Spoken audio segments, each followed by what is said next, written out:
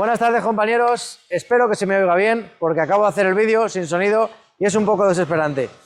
Motor diésel de un Porsche Panamera que tengo aquí arriba. Es un vídeo en exclusiva para YouTube, para todos los que os queráis aventurar en este tipo de reparaciones. Es un motor que se ha sacado bastante bien del coche, lo hemos sacado por la parte de arriba. El coche lo tengo aquí, hay veces que tenemos que bajar la cuna. No ha sido necesario bajar la cuna porque como es un Porsche Panamera tiene mucho hueco y nos permite desde la parte de arriba con la pluma, que también la tenemos aquí, extraer el motor de una manera limpia y sin dañar nada. Lo más importante a la hora de sacar un motor es intentar no romper pues ningún tubito ni ningún accesorio que se suele quedar enganchado y luego finalmente pues viene el típico tirón o las prisas no son buenas. Bueno, tenemos el motor aquí abierto, es uno de los vídeos más mecánicos que voy a hacer a nivel informativo así en YouTube, o de momento de los que he hecho, porque siempre hemos hablado de otro tipo de cosas, pero esto es mecánica pura, ¿no? Además mecánica básica, entre comillas. ¿Cómo funciona un motor de este tipo? ¿Por qué tenemos este motor aquí desmontado? Bueno, pues os voy a explicar brevemente. Aquí tenemos una cadena de distribución de la que tanto habréis oído hablar muchas veces. La cadena de la distribución, como bien dice, es una cadena y os podemos hacer un símil como en una bicicleta. Una bicicleta también tiene una cadena de distribución. Distribuye la parte de los pedales, el piñón de la pedalería hacia la rueda. Distribuye la energía, la fuerza que tú vas ejerciendo y básicamente es lo mismo que hace en un coche. Cuando nosotros arrancamos un motor, lo arrancamos porque somos capaces de sincronizar distintas etapas del motor. Tenemos la parte de arriba, esto es un motor de 3.000 centímetros cúbicos, hasta ahí si lo habréis oído hablar, el típico 3.0, 3.000. Da igual la cilindrada que sea, pero en este caso es un motor un poco más complejo, si se puede decir de alguna manera, porque tiene una culata aquí, habéis oído hablar de la culata muchas veces, ¿verdad? Y otra culata aquí. En las culatas tenemos unos árboles de levas, que ahora cogeré la cámara cuando termine y os enseñaré un poquito más. Y tenemos unas válvulas, tenemos unos taqués, que son unos balancines, que lo que hacen es que cuando el árbol de levas va girando, va empujando una válvula que abre, otra que cierra y va haciendo un movimiento que tiene que ir perfectamente sincronizado. En este caso, a este Porsche Panamera le hemos sacado el motor, es un motor que puede llevar un Audi, que puede llevar un Volkswagen, un 3000 V6, un motor muy convencional. Se lo hemos sacado porque la cadena de la distribución se había estirado. Las cadenas van con eslabones y sufren muchísima tensión, muchísimo golpe a la hora de los arranques del motor, a la hora de un acelerón, sobre todo en frío, cuando los tensores que las tensan, porque las cadenas que veis aquí llevan estos tensores hidráulicos que cuando salen, este patín, fijaros, lo que acabo de hacer yo ahora, este movimiento, la tensa hacia arriba y la saca. Creo que se puede ver bien aquí. Aquí esto es una cadena completamente floja, destensada, que en un arranque, ¿qué haría esta cadena? Cuando nosotros arrancamos, el tensor empieza a coger aceite y el tensor lleva un muelle de por sí para que no le permita bajarse como se ha bajado, pero con el paso del tiempo y de los kilómetros, pues el muelle se deteriora. La cadena se estira y el tensor que la está tensando ya no puede seguir tensándola porque no tiene más recorrido. En este caso ya vamos a dejarle tenso nosotros manualmente y vemos que la cadena en esta parte de aquí se ha comido un trocito de patín. Esto básicamente es una carretera, una guía por donde nosotros conducimos la cadena de la distribución para que no tenga problemas y sea más sencillo pues que vaya por su caminito. Esto es una guía, esto es otra guía, esto es otra guía, esto es otra guía. Bueno, pues a esta ya le falta un trozo porque la cadena al ir, de hecho, mirad, va a fastidiar un poquito a mi compañero Víctor porque fijaos cómo está, que lo estoy sacando sobre la marcha. El patín, la guía. Le falta este trozo de aquí. La cadena circula por aquí arriba. Bueno, pues está en mal estado. En mal estado, de hecho, incluso se podría decir que estaba a puntito de partirse.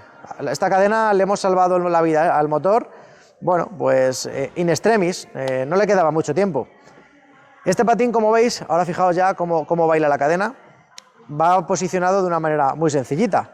Esto, si la cadena estuviese en buen estado, yo no lo podría hacer con esta soltura con la que lo estoy haciendo, y si lo pongo bien, mejor.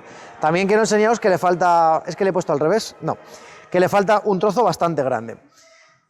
Importante, vamos a ver, a ti, Angelillo, sí, es que le falta trozo por aquí y le falta trozo por aquí, por eso me estaba yo despistando. Le faltaba un cacho más grande del que yo me había dado cuenta. Como veis, la cadena queda floja por este tensor. Estamos hablando en todo momento de esta primera cadena, que lo que hace es sincronizar la parte alta del motor, culata, con la parte baja del motor, que es el cigüeñal. Habréis oído hablar del cigüeñal en muchísimas ocasiones, el cigüeñal está aquí abajo, y el cigüeñal, habéis oído hablar del retén del cigüeñal, pérdida por el cigüeñal, el roto un cigüeñal, los casquillos del cigüeñal. Pues el cigüeñal es el elemento, por así decirlo, que más fuerza recibe y que más presión recibe a la hora de funcionar, porque aquí le enganchamos ya directamente a la caja de cambios. O sea, nosotros tenemos aquí un motor que cuando está funcionando, todo lo que hay aquí sirve básicamente para que esto dé vueltas, ni más ni menos. Una vez que esta corona da vueltas en este lado y da vueltas en el otro. En el otro lado, al dar vueltas, nos mueve el aire acondicionado a través del compresor, nos mueve el alternador, el alternador para la carga de la batería, nos mueve la dirección asistida y depende en qué coches puede mover más o menos cosas. A través de la correa de servicio, que habréis oído hablar de ella. Pero básicamente el cigüeñal lo que hace es moverse. Y en este otro lado, ¿qué creéis que mueve? La caja de cambios, sea manual o sea automática. Podemos tener en medio un convertidor de par, podemos tener en medio un embrague, podemos tener en medio un bimasa, un monomasa, podemos tener en medio distintos componentes que lo que hacen es la manera de entrelazarse con respecto a la caja que va al lado. A mí me da igual lo que tengamos, porque lo que yo quiero es explicaros cómo funciona. Esto gira y transmite la potencia a la caja, y de la caja la pasamos a las ruedas, a través de las transmisiones, de los diferenciales, de las cajas de transferencia, pero el funcionamiento del motor es tan sencillo como que conseguimos que aquí dentro se genere una combustión y empiece a circular. Pues imaginaos un molino. Un molino al final puede ser más o menos complejo, pero el resultado es que esté dando vueltas. Pues aquí es lo mismo, todo esto que hay aquí es parafernalia necesaria para que esto dé vueltas. Si nosotros consiguiésemos que esto diese vueltas, como por ejemplo en un motor eléctrico de una manera directa, todo esto nos sobraría, porque hemos conseguido que esto dé vueltas, que al final es lo que va a hacer que las ruedas giren, porque los coches se mueven porque las ruedas giran. Hasta ahí todo, ¿verdad? Bueno, ¿qué tiene de particular este motor diésel o motor térmico con respecto a otros motores? Lo primero, que tiene dos, por así decirlo, dos motores trabajando a la vez para unirse en un mismo cigüeñal. Normalmente tenemos una culata en la parte central y abajo un cigüeñal. Entonces es un proceso muy sencillo de sincronización, mucho más básica que este. Aquí tenemos que hacer trabajar una y otra parte sincronizadas para que no se atasquen aquí. Importante, aquí tenemos otra cadena por la parte de dentro. Si os fijáis, esta hace todo este recorrido y es una cadena bastante larga. Cuando yo la saque y ponga la nueva, os enseñaré la diferencia de tamaño para que veáis cómo se han estirado. Aquí dentro tenemos este piñón, un piñón como el que teníamos en la bicicleta, una corona dentada, llamadlo como queráis. Esto es una rueda con dientes para que la cadena siente. Aquí tienes una, aquí tienes otra, aquí tienes otra, aquí tienes otra, y básicamente todos son piñones.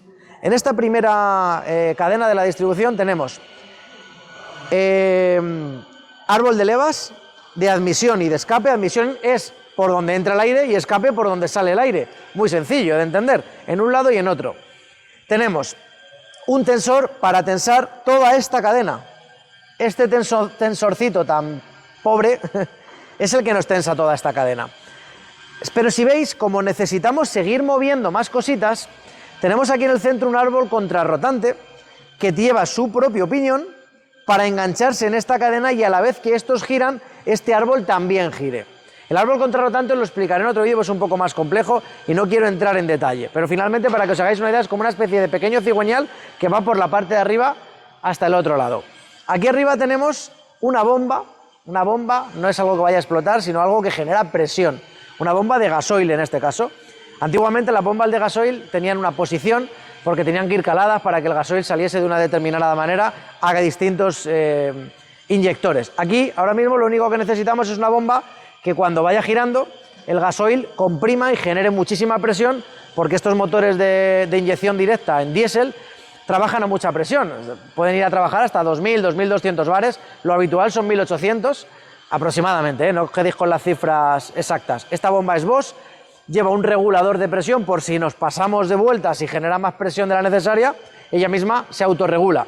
Lo que no puede hacer es darse presión a sí misma, la presión se la vamos a dar nosotros con este movimiento, pero limitarse la presión sí que lo puede hacer.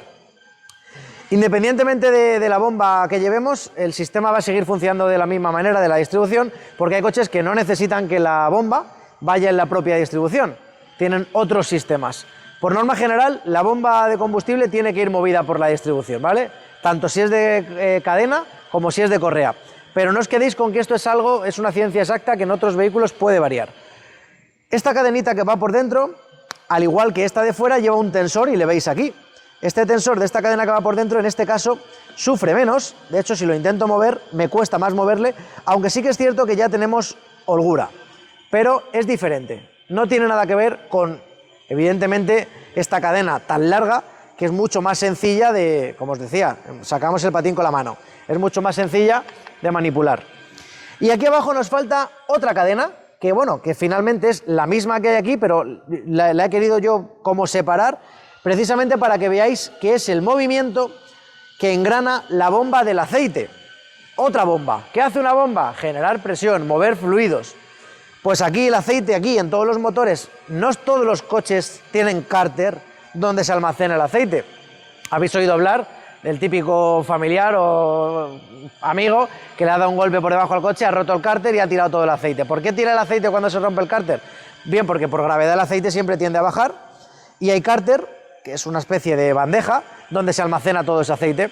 Nosotros necesitamos hacerle subir para que todos estos componentes que estáis viendo, esto va bañado en aceite. Esto lleva unas tapas y el aceite está mojando todo esto continuamente para lubricarlo.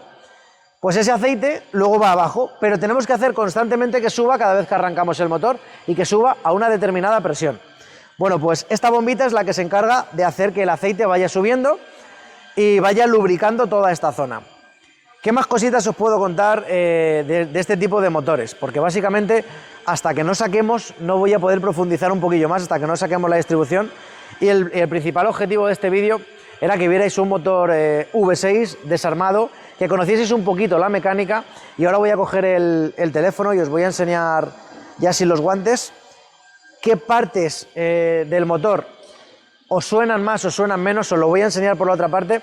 Y vais a comprender, muchas veces habéis oído hablar cuando habéis ido al taller o os han enseñado, no sé, cualquier avería de cualquier coche que os han comentado, pues me han cambiado no sé qué, no sé cuánto. Bueno, pues ahora vais a comprender un poco dónde están todas esas piezas de una manera muy sencilla, porque estamos aquí en el propio motor y es más sencillo de ver. Como no tengo asistente, voy yo a pausar el vídeo y cojo la cámara.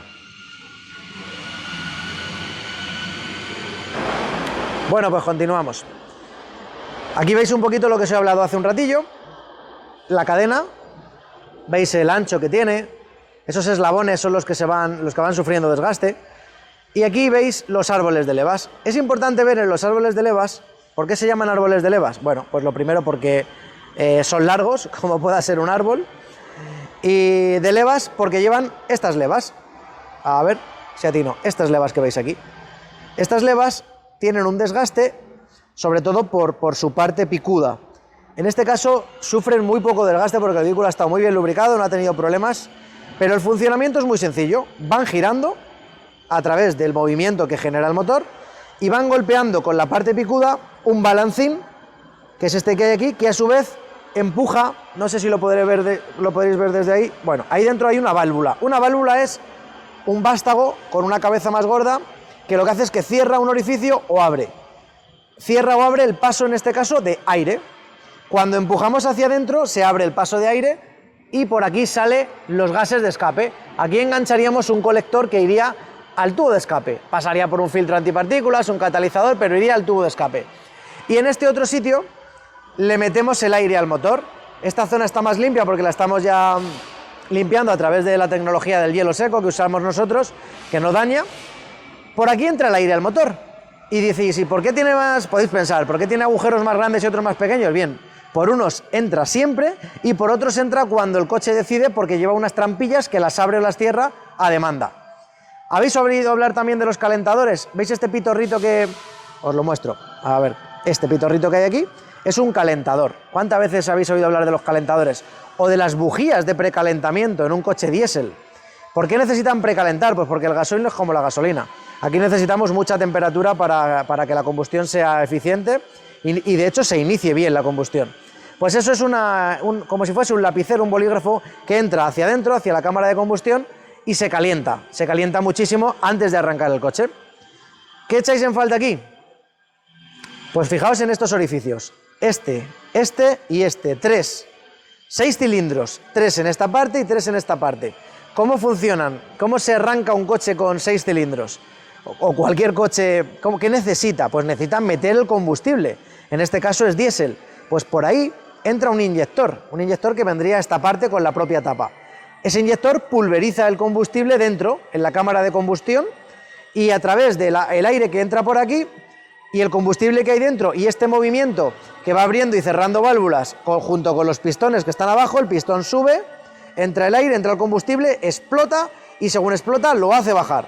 Y al hacerlo bajar se genera ya la fuerza que se necesita para mover el cigüeñal. Por lo tanto, entra aire, se calienta con esos calentadores, le da la suficiente energía, perdón, le daría, a ver si no me lío, que no me gusta a mí cortar los vídeos. Teníamos la cantidad suficiente y necesaria de combustible, tanto si es diésel como si es gasolina, como si es gas. Ojo, el gas tiene una particularidad y es que la podemos meter junto con el aire. Como es un gas, no es necesario que lo metamos a presión por aquí. Y aquí atrás veis estos dos piñones que lo que hacen es sincronizar árbol de levas de admisión y de escape, básicamente. Bueno, nos vamos a la parte de atrás. Recordad que os he dicho que por allí el cigüeñal se giraba y ese cigüeñal cuando gira hace girar esta polea que la conoceréis como polea del cigüeñal, muy famosa. Pues esta polea gira. Bien, y aprovechando que esta polea gira porque el motor está arrancado, ¿qué le podemos poner? Pues le podemos poner una bomba del agua, un rodillito para apoyarla, otro rodillito para guiarla, un alternador para cargarnos la batería, le podemos poner un tensor para manejarla bien con la tensión necesaria, le podemos poner otra bomba más, pero en este caso del líquido de la dirección. Si tenemos aire acondicionado, pues le ponemos un compresor, que es otra bomba, se llama compresor, pero es otra bomba, que lo que hace es que comprime el gas para que se enfríe. Ya os explicaré un poco cómo funciona, pero el gas, si le sometemos a esfuerzo, a presión, lo que hace es que enfría, por lógica pura, se comprime y se enfría, se expande. Si yo no tuviese necesidad de poner todo esto, el cigüeñal podría girar solo. Evidentemente, cuanto más accesorios le pones, más carga le das al motor y más dificultad le pones para girar y más consumo genera. Por eso muchas veces decimos, si ponemos el aire acondicionado, ¿consume más? Pues claro, pero decís, si está puesto siempre con la correa, no. Aquí lleva un embrague, los hay de varios tipos, que puede estar girando siempre loco o enganchado. Puede girar sin resistencia o con la resistencia del propio compresor porque está comprimiendo. Si nos venimos por aquí, vemos exactamente lo mismo que en el otro lado, seguimos teniendo los orificios de entrada, aquí tenemos la bomba que os he dicho antes, una bomba donde recibe combustible, lo saca y lo comprime, el regulador y poco más, es muy sencillo, ahí tenéis el filtro del aceite y aquí veis lo que os decía, el trocito de patín que le faltaba y por aquí no, pero por la otra parte le falta el otro trozo de patín. Fijaos que todo esto es aceite requemado, el motor ya lo tenemos nosotros limpio y ahí tenéis la otra cadena. Una cosa muy importante que no he dicho es, ¿cuál es el procedimiento para sacar esta cadena? Ponerle el utillaje correspondiente en su posición. A través de estos orificios y a través de esta parte de arriba vamos a sujetar bien todo esto para que no se mueva, porque si yo ahora quito la cadena, estos árboles de leva me pueden empezar a dar vueltas porque hay válvulas que les están ejerciendo fuerza hacia arriba y se me van a poner en una posición de descanso que no es la de trabajo, no es la que necesita.